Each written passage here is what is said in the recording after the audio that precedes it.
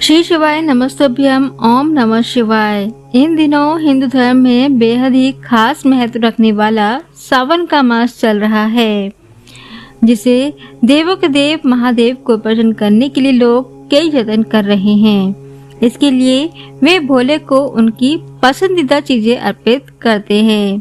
पूजा के दौरान भगवान शिव पर बेलपत्र, धतूरा, जल और दूध चढ़ाया जाता है। लेकिन यदि बेल पत्र ना मिले या फिर आप बेल पत्र ले जाना भूल जाएं, तो फिर हम क्या करें? तो इसके बारे में ज्योतिषाचार्य बताते हैं कि भगवान शिव को कुछ दालें और अन्य कुछ चीजें भी प्रिय हैं। यदि आप बेल पत्र ले जाना भूल गए हैं या बेल पत्र चढ़ा भी रहे हैं, तो इनके साथ भी आप भगवान शिव को कुछ अनाज या फिर दालें और अन्य प्रिय चीजें अर्पित कर सकते हैं। भगवान शिव इन चीजों से प्रसन्न होते हैं और मनोकामनाएं पूरी करते हैं। इन चीजों को आपको 108 की संख्या में अर्पित करते हैं तो भगवान शिव और भी प्रसन्न होते हैं, क्योंकि 108 दाने अर्पित करने से पूरी एक माला हो जाती है। और 108 दाने जो हैं वो आपको एक साथ अर्पित नहीं करने हैं, वो एक एक करके मंत्र का जाप करते हुए आपको अर्पित करने हैं, जिससे आपकी एक पूरी माला भी हो जाएगी। तो इस तरह से आपको 108 दाने अर्पित करने हैं। अगर कोई व्यक्ति परेशानियों से घिरा हुआ हो और लाख कोशिशों के बावजूद भी इनसे बाहर ना निकल पा रहा हो, तो सावन के महीने में शिवलिंग पर कुछ अनाज अर्पित करें। ऐसी मान्यता है कि इन अनाजों को चढ़ाने से भोले आपके सारे दुख दूर कर देते हैं। तो आइए जानते हैं कि शिवलिंग पर कौन कौन से अनाज चढ़ाने चाहिए और किससे कौन सा दुख दूर होगा। सबसे पहले आता है उड़द की दाल। ग्रह दोष दूर होते हैं और शनि पीड़ा शांत होती है। इस महीने में भगवान शिव को खुश करने के लिए लोग कई तरह के उपाय करते हैं। उन्हें खुश करने का मकसद यही है कि जीवन से तमाम दुख और मुश्किलें दूर हों। जिन लोगों पर शनि की दशा भारी है, उन्हें सावन के महीने में उड़द की दाल शनिवार को अर्पित करनी चाहिए।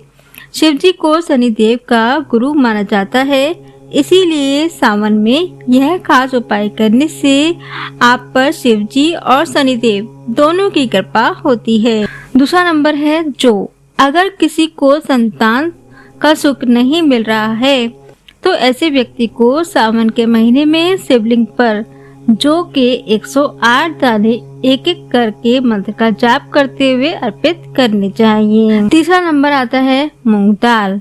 कभी कभी लाख कोशिशों के बावजूद भी सफलता नहीं मिलती है और काम में बाधा आती रहती है। ऐसे में व्यक्ति को भगवान शिव को मूंग दाल बेहद प्रिय है। इसे चढ़ाने से आपकी मनोकामनाएं पूरी होंगी। मूंग से शिव जी की पूजा करने पर हर सुख और ऐश्वर्य मिलता है। इसे सावन के हर सोमवार पर महादेव को अर्पित करें। जीवन की तमाम समस्याएं और बाधाएं इससे दूर होंगी। शिव पुराण के अनुसार शिव जी को मूंग चढ़ाने से किसी विशेष काम या मकसद से जुड़ी विशेष मनोरथ तुरंत पूरी होती हैं। चौथा नंबर आता है काले तिल। तिल का पूजा पाठ से में विशेष महत्व होता है। सावन के महीने में भगवान शिव जी को काले तिल अर्पित करने से या फिर पानी में तिल मिलाकर जल अभिषेक करने से बुरा समय टलता है।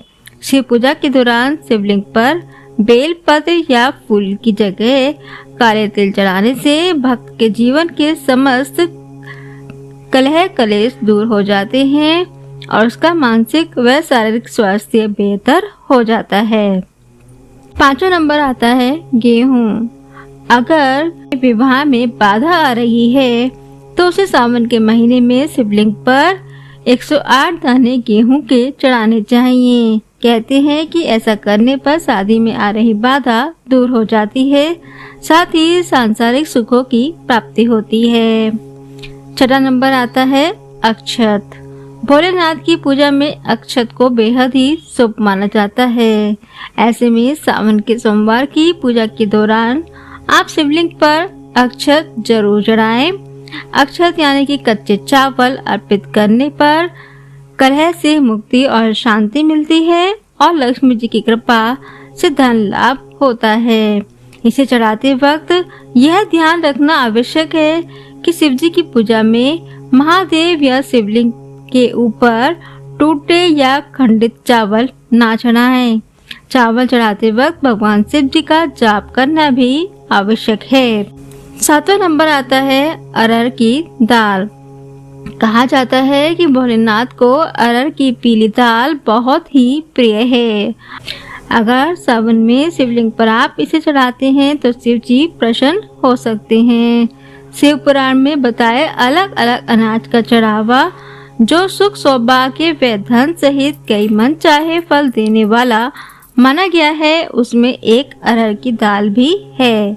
अरहर के पत्तों या दाल से शिव जी की पूजा करने से तन मन और धन से जुड़े हर तरह के दुख दूर हो जाते हैं। बेलपत्र या बेलपत्र की जगह अरहर की दाल भगवान शिव पर चढ़ाते वक्त ओम नमः शिवाय का जाप भी करें। इससे महादेव प्रसन्न होंगे और आपकी मनोकामनाएं भी पूरी होंगी।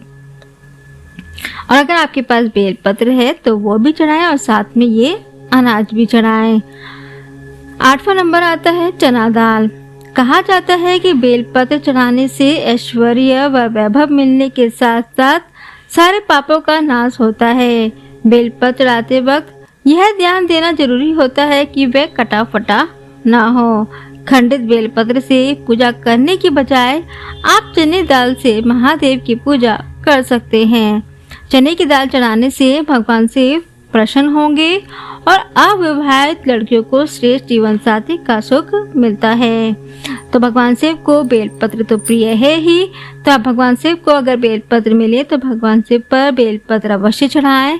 108 बेलपत्र पर चंदन से श्री राम लिखकर उन पर चढ़ाना चाहिए। और अगर बेलपत्र ना मिले तो आप इन अनाजों से भी भगवान शिव की पूजा कर सकते हैं। और अगर बेलपत्र मिले तब भी आप इन अनाजों को चढ़ा सकते हैं। तो ये थी जानकारी कि भगवान शिव पर या शिवलिंग पर कौन से अनाज चढ़ाने चाहिए और किस अनाज को चढ़ाने से आपको कौन से फल की प्राप्ति होगी। तो इसी के साथ आज की वीडियो में बस इतना ही। अगली वीडियो में फिर मिलेंगे, तब तक के लिए हर हर महादेव।